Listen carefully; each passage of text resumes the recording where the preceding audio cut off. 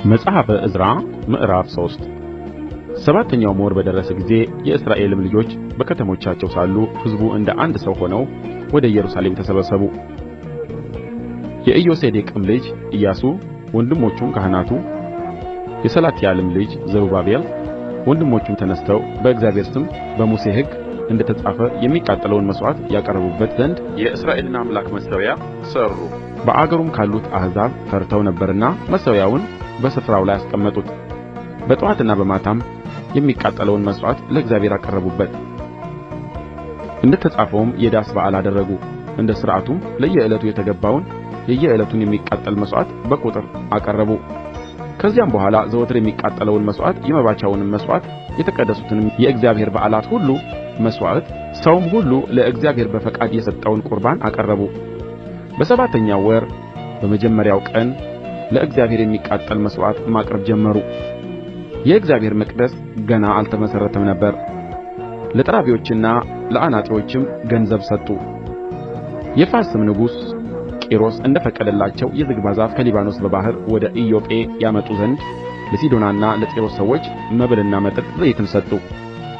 በኢየሩሳሌምም ወዳለው ወደ እግዚአብሔር ቤት በመጡ በሁለተኛው ዓመት በሁለተኛውም ወር የሰላትያል ልጅ ዘሩባቤል የኢዮሴዴቅም ልጅ ኢያሱ የቀሩትም ወንድሞቻቸው ካህናትና ሌዋውያን ወደ ኢየሩሳሌም የተመለሱ ምርኮኞች ሁሉ ጀመሩ።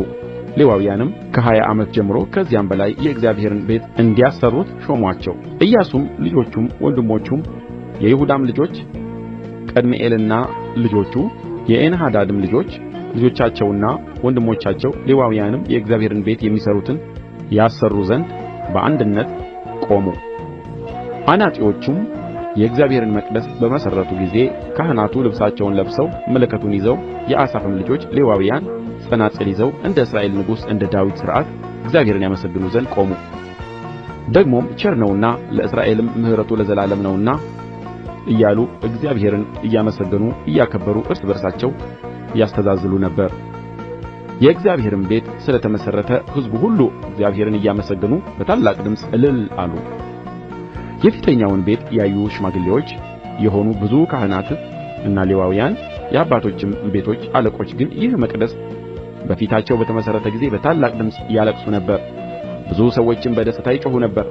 ደስ ብሎአቸው የሚጮኹትን ድምፅ ከሕዝቡ ልቅሶ ድምፅ መለየት የሚችል አልነበረም። ሕዝቡም በታላቅ ድምፅ ይጮኽ ነበር፣ ድምፁም ከሩቅ ይሰማ ነበር።